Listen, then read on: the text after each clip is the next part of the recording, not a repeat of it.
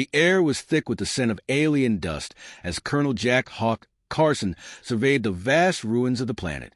His boots crunched against the desolate ground, the metallic sound echoing through the empty expanse.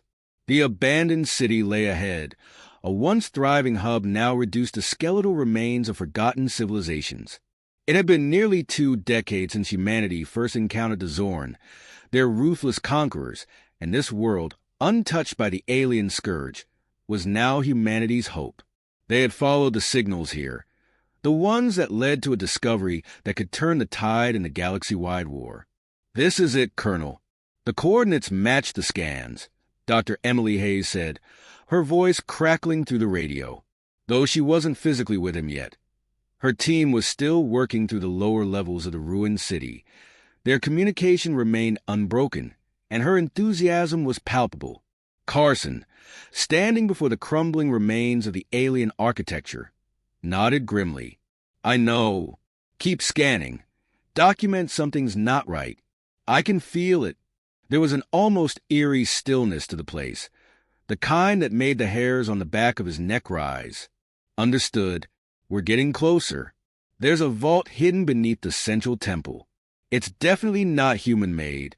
As Carson approached the temple's entrance, he couldn't shake the feeling that something was watching them. His gut told him they weren't the first ones here, and the thought sent a chill down his spine. The Zorn were relentless in their search for ancient weapons. If they had discovered this place before, there was no telling how much of an advantage they might have gained. Moments later, Dr. Hayes' voice broke his thoughts again. "Colonel, we've hit something big. The armor's signature is radiating from below. I'm getting full confirmation that this is a relic of the precursor civilization. We can't be sure if it's dangerous, but it's unlike anything we've seen before." Carson's pulse quickened at the mention of the armor. The precursor technology had been theorized for years, but no one had ever managed to find one of their artifacts, at least not without disastrous results. That was the whole reason they were on this mission. The intel that this world contained a key to defeating the Zorn. He crouched, peering into the darkened recess of the temple. His eyes adjusted to the dim light as he stepped inside. There, at the heart of the structure, a large, dormant figure stood. It looked like a suit of armor, but unlike any he had ever seen. Its design was alien, yet strangely elegant. Streamlined and almost organic in form, pulsating faintly with an energy field that hummed with a low, resonant tone. "Jesus," Carson whispered under his breath. It was massive, easily tall enough to dwarf him by several feet, and its smooth, reflective surface seemed to shimmer with an eerie light. "We're going to need a lot of time to figure this out," Hayes said, her voice betraying awe. "I've never seen anything like it. Let's get to work." The team set to work around the artifact, running scans, mapping out every inch of the surrounding chamber.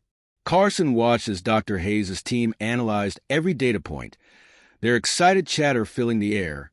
But something nagged at the back of his mind. This wasn't just a discovery. It was a weapon, of that he was certain.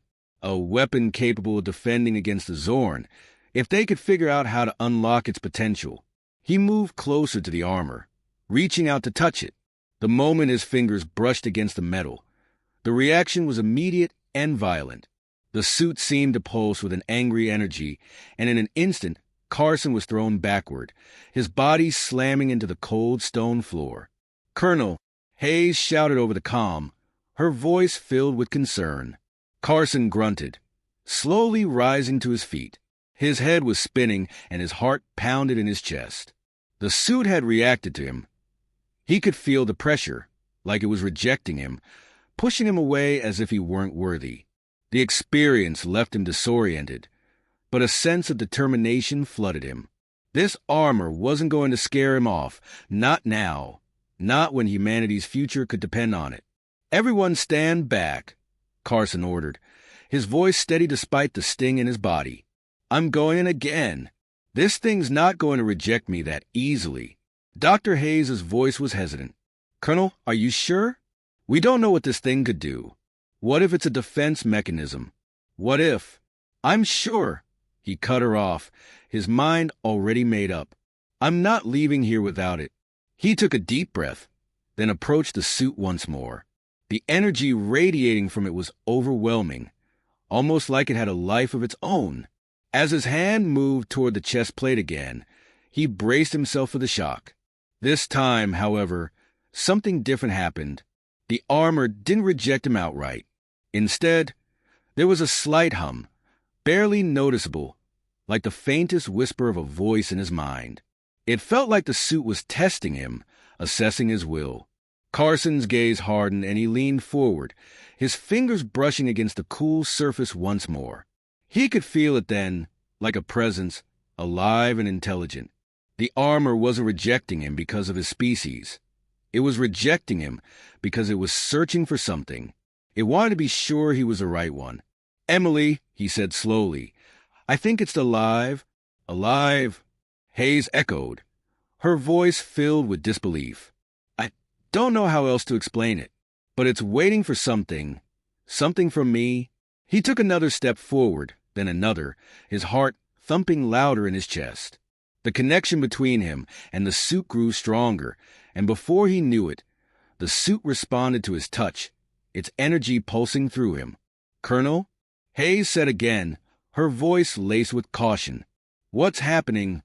The hum intensified, and Carson could feel the armor's power sinking with his own heartbeat.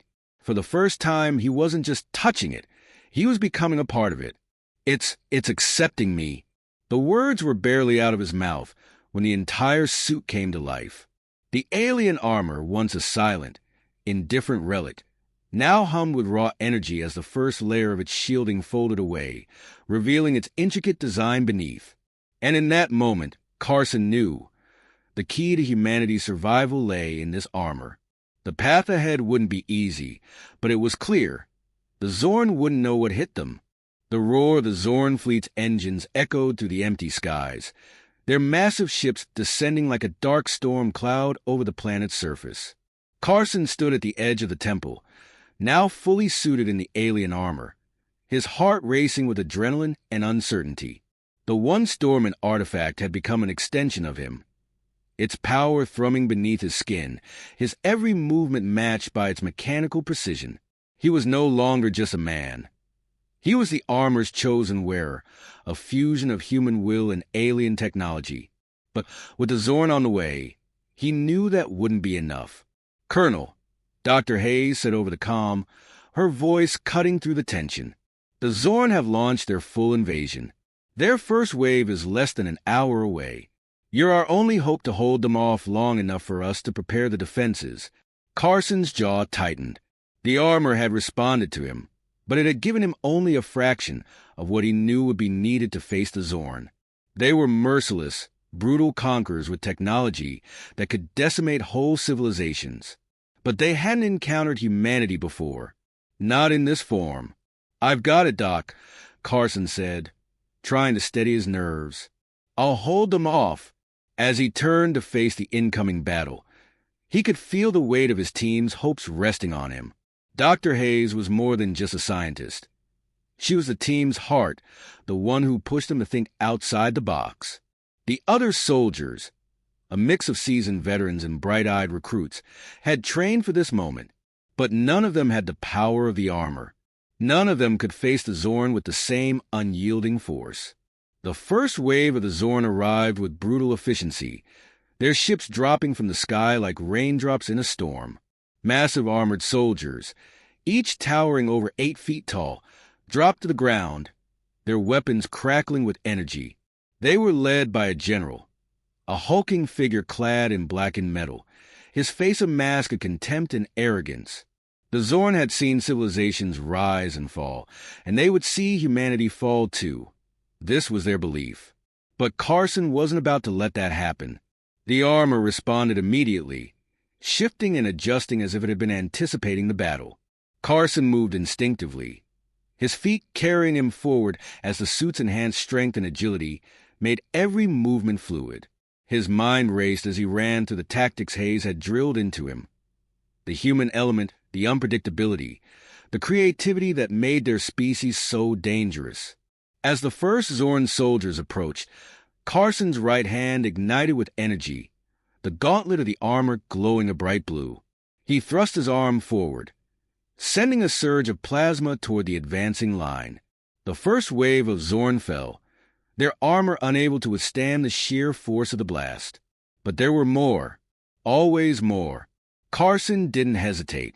His mind worked in overdrive as he dashed toward the next group of soldiers. He could feel the energy of the armor ebb and flow with each movement, adapting to his needs. Every punch he threw reverberated through his body, amplified by the suit's strength. The Zorn retaliated with heavy plasma weapons, but Carson was faster. He dodged and weaved, moving like a blur in the distance. His mind, augmented by the suit's intelligence, processed every move, every attack before it even happened. The armor anticipated the Zorn's strategy, countering with precision. Carson was no longer just a soldier. He was a force of nature, an unstoppable wave of human ingenuity and alien technology. And yet, even with the odds stacked against him, he couldn't shake the feeling that they were only beginning to scrape the surface of what the Zorn could do. A loud explosion shook the ground beneath him as a massive Zorn war machine descended. Its cannons aimed directly at Carson. The creature at its helm grinned, confident that the suit would be no match for their superior firepower. But it hadn't accounted for one thing: humanity's creativity. "Doc, I need something," Carson shouted, his voice urgent. The war machine was closing in fast, its cannons primed to tear him apart. His gauntlet crackled with energy as he reached out, his mind working through 1,000 possibilities in a split second. "There's a collapsed tunnel system beneath you. You can't see it, but I've mapped it out. If you can lure them in, there's an old mine shaft that'll give you cover. It's your best shot." "Got it. Stay on comms," Carson said, racing toward the war machine. He couldn't take it head on. He needed to outthink it. The Zorn general, watching from the safety of his machine, chuckled as Carson charged forward. He had underestimated the human's ingenuity until now. Carson feigned an attack, drawing the war machine into pursuit, then veered left at the last moment, using the terrain to his advantage. He lured it into the abandoned mining shaft, the war machine following him without realizing the trap. As it entered the narrow tunnel, Carson used his knowledge of the mine's layout to trigger a series of controlled explosions, collapsing the walls behind him and trapping the machine inside. The Zorn general's confidence faltered as the trap sealed his forces. Carson had used the environment, his understanding of human tactics, to outsmart the superior technology. It was the first victory of many, but it was a hard-earned one. "Nice work, Colonel," Hayes said, her voice filled with relief. But that was only a fraction of their forces. "We've got more incoming." Carson took a deep breath, looking out at the horizon where the next wave of Zorn ships was already descending. His pulse raced, but his resolve was stronger than ever. He was ready. He'd never been more sure of anything in his life. The armor was an extension of him now, and he had only just begun to tap into its full potential. "Bring them on," Carson muttered, his voice steady as the weight of humanity's survival pressed down on him. The Zorn were formidable, but they had no idea what they were up against. As the first few Zorn ships landed on the outskirts of the city, Carson braced himself. He had only one goal now: to show them, once and for all, that humanity wasn't going down without a fight. The ground shook beneath Carson's feet as the full scale of the Zorn assault hit. Their war machines were unlike anything humanity had faced. Towering mechanical beasts, each equipped with enough firepower to level a city, advanced toward the heart of the city. The sky above was filled with their dark ships, blocking out the sun like a plague. Carson stood, the full weight of humanity's survival on his shoulders, the alien armor now a seamless part of him, its strength and intelligence fully merged with his own. "Colonel, we're out of time." Dr. Hayes' voice cut through the static. "The Zorn have activated their planetary disruptors. If we don't stop them now, we'll lose everything. We've got no backup coming." Carson's teeth gritted, the thought of humanity's extinction gnawing at him. The armor, once an enigma, now pulsed with a steady rhythm, as if it too understood the gravity of the moment. It had adapted to his every move, every need, but there was no time for hesitation. He had learned quickly that the Zorn would not stop until they had crushed everything in their path. He took a step forward, the ground beneath him vibrating as the heavy tread of Zorn soldiers approached. They were relentless, an unstoppable force of pure aggression, but they hadn't anticipated one thing. Humans were unpredictable. Carson moved with calculated precision, his mind racing with strategies he'd never used before. He wasn't just thinking of the battle at hand. He was thinking 2, 3, even 4 steps ahead. "Colonel, I've got an opening," Hayes said, her voice trembling with urgency. "The main disruptor core is on the far side of the city, in their command center. If you can get close enough, I can overload their power grid remotely." "Understood," Carson replied, his voice calm, though the adrenaline surged in his veins. He glanced over his shoulder at his team, veterans, scientists, soldiers, each one fully aware that this could be their final stand. They didn't hesitate, moving with precision as they deployed defenses and prepared for the oncoming wave. They had no illusions about the power the Zorn wielded, but they weren't about to go down without a fight. Carson turned his focus back to the incoming enemy, his every instinct now heightened by the symbiotic connection with the armor. The Zorn advanced in formation, their massive, hulking frames blocking the view of the city. The armor adjusted, enhancing his senses, amplifying his ability to anticipate their movements. The suit responded fluidly, guiding him through the chaos with near-perfect coordination. He shot forward, his movements fluid and deliberate. Plasma beams cut through the air, narrowly missing him as he zigzagged between obstacles.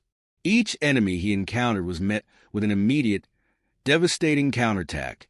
With one swift motion, Carson raised his arm, releasing a concentrated burst of energy that obliterated an entire platoon of Zorn soldiers. But for every victory, there were more Zorn forces coming, more weapons, more machines. His mind raced. Hayes's plan was their only chance, but they had to create an opening for it to work. Carson was no longer just a man in armor. He was the tip of humanity's spear, the one who would break through the alien horde. The Zorn general, overseeing the destruction from a command platform high above the battlefield, had begun to move into position, likely expecting Carson to falter, to give in. But the general had underestimated the will of a species backed into a corner. Carson's eyes locked onto the general's position. It was time to end this. He darted forward, his boots kicking up dust as he raced toward the command center. His gauntlet crackled with energy as he fired off another wave of plasma, sending a nearby Zorn warrior sprawling into the dirt. Each step was a calculated risk, his mind constantly weighing his options. The armor's adaptive nature allowed him to make split-second decisions, reacting before the enemy could even understand his movements. He was almost there. "Almost ready, Colonel," Hayes's voice said, cutting through the chaos in his ear. "Just a little longer. Don't stop now." The Zorn general, seeing Carson's approach, ordered a final barrage of energy blasts aimed directly at him. Carson didn't hesitate. He slammed his fist into the ground, sending shockwaves through the earth, creating a series of violent tremors that disoriented the Zorn soldiers. They faltered, giving Carson the opening he needed. With a roar, he broke through their lines, making his way toward the command center. He reached the entrance, the door sliding open with a hiss. Inside, the Zorn general stood, flanked by his elite guards. His metallic armor gleamed in the dim light, and his expression was one of pure disdain. He watched Carson, unbothered, like a predator eyeing its prey. "Human," the general growled, his voice a deep rumble. "You fight with technology that is beyond you. It will not save you." Carson stood tall, the armor a second skin, the power it offered coursing through his body. "Maybe, but it's not the technology that's going to save us. It's the human mind." Without another word, Carson lunged, his fist driving into the general's chest. The suit amplified the force of his blow, and the general staggered backward, his armor cracking under the assault. The elite guards moved to intercept, But Carson was already on the move again. With every strike, the armor responded, adapting to the situation, amplifying his strength. His mind worked faster than his body, anticipating their movements, staying one step ahead. The battle raged on, but Carson's determination never wavered. He had learned the true strength of humanity's will, its adaptability, its creativity, its relentless pursuit of survival. He could feel the armor becoming an extension of himself, responding not just to his physical needs but to his very thoughts. Finally, with a well-placed strike, Carson disabled the Zorn general's command platform. The alien commander fell, his forces in disarray as the battle began to turn in humanity's favor. Carson's chest heaved, his breath heavy from exertion, but there was no time to rest. "Doc, it's done," Carson said, his voice strained but victorious. The sound of the disruptor core failing echoed through the command center. Hayes's voice was a wave of relief. "You did it, Colonel. We've got the advantage now." The Zorn are retreating. Carson's heart slowed, but the weight of what they had accomplished began to settle on him. He looked out over the battlefield, the city still standing in defiance. They had won against all odds. The Zorn had underestimated humanity's ability to adapt, to innovate, to overcome. "Not done yet, Doc," he said, a weary smile tugging at his lips. "But we're just getting started." Humanity had won today, and Carson knew this was only the beginning.